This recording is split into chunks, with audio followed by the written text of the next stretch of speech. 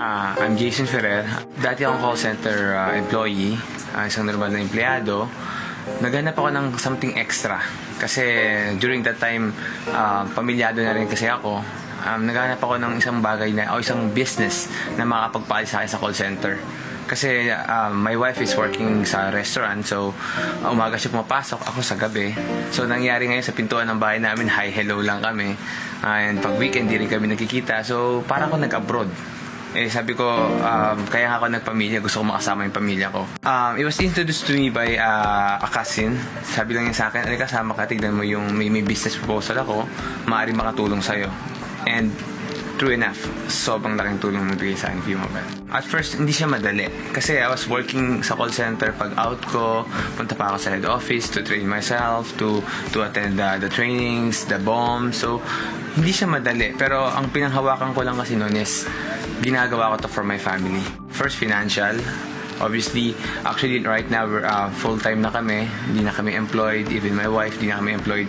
Now we're enjoying time freedom. Pwede kaming umalis, pwede kaming lumabas. And naranasan namin yung pag nagbakasyon ka, alam mo yung pagpabalik ka. Pag employed ka kasi parang you're dragging yourself, di ba? So, kaya ka nagbakasyon para maging masaya. Hindi na namin naranasan. Pag umuwi kami, happy kami. So, and aside from that, marami na kami natutulungan na tao. Yung saya lang na nabibigay mo sa mga natutulungan mong tao. At the same time, you're earning. That's a lot.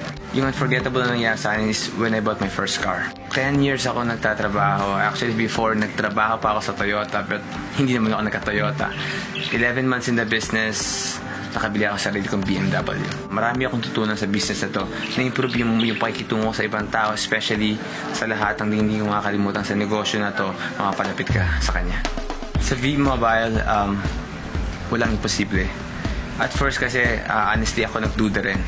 Totoo ba yan? Parang imposible. Then, nung ginawa ko yung business, I learned the business, nakita ko, naranasan ko, sobrang malaking pagbabagong mabibigay sa V-Mobile.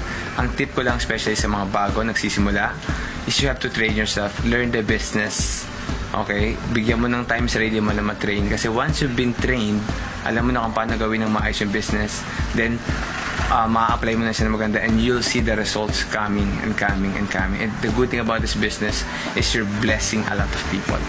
I'm Jason Ferrer. Dati akong call center employee. Sa V-Mobile, kung kaya mong isipin, kaya mong gawin.